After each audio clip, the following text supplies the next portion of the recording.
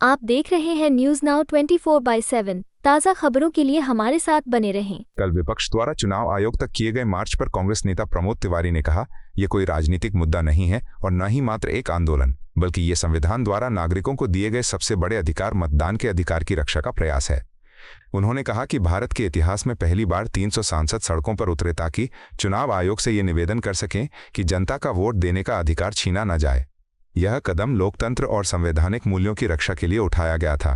प्रमोद तिवारी ने आरोप लगाया कि सरकार ने इस लोकतांत्रिक प्रयास का स्वागत करने के बजाय उसे दबाने का काम किया। उन्होंने कहा कि संसद मार्ग पर बैरिकेड्स लगा दिए गए विपक्षी सांसदों को रोककर हिरासत में ले लिया गया और पुलिस स्टेशन ले जाया गया। इस बीच सरकार ने अवसर का लाभ उठाकर कई विधेयक पारित कर दिए, जिससे संसद में विपक्ष की आवाज दब गई। उन्होंने इसे लोकतंत्र के लिए गंभीर खतरा बताते हुए कहा कि जब जनता के चुने हुए प्रतिनिधियों को ही अपने संवैधानिक कर्तव्यों के निर्वहन से रोका जाए तो ये तानाशाही का स्पष्ट उदाहरण है। उन्होंने जनता से अपील की कि लोकतंत्र की रक्षा के लिए सतर्क रहें।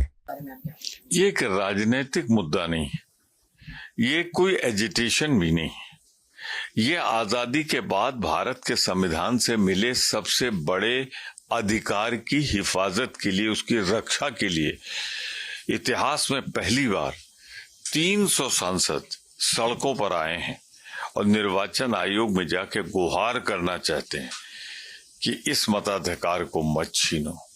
ये भारत की आजादी के बाद मिला हुआ सबसे कीमती अमूल्य हथियार है। पर सरकार ने क्या किया? लगा के बैरिकेड रोक लिया। यानी संसद सदस्य नहीं जा सकता, निर्वाचन आयोग। और कहां पहुंचा दिया? पार्लियामेंट्री स्ट्रीट थाने। मांगने निकले थे संविधान की रक्षा के लिए और पहुंच गए जेल। और इस बीच में सरकार ने क्या किया? कई बिल पास करा लिए।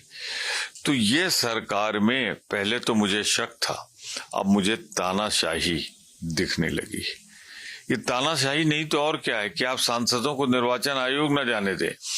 पहले आपने सस्पेंड करके बिल पास करा लिए 150, और अब आप उनको जेल में बंद करके, थाने में बंद करके इधर बिल पास करा। कुछ तो शर्म करो। लोकतंत्र की रक्षा के लिए कुछ तो, मैं कहता हूं, अपनी बेशर्मी से बाहर आई ये सरकार। आपको यह वीडियो पसंद आया हो तो इसे लाइक करें, हमारे चैनल को सब्सक्राइब करें।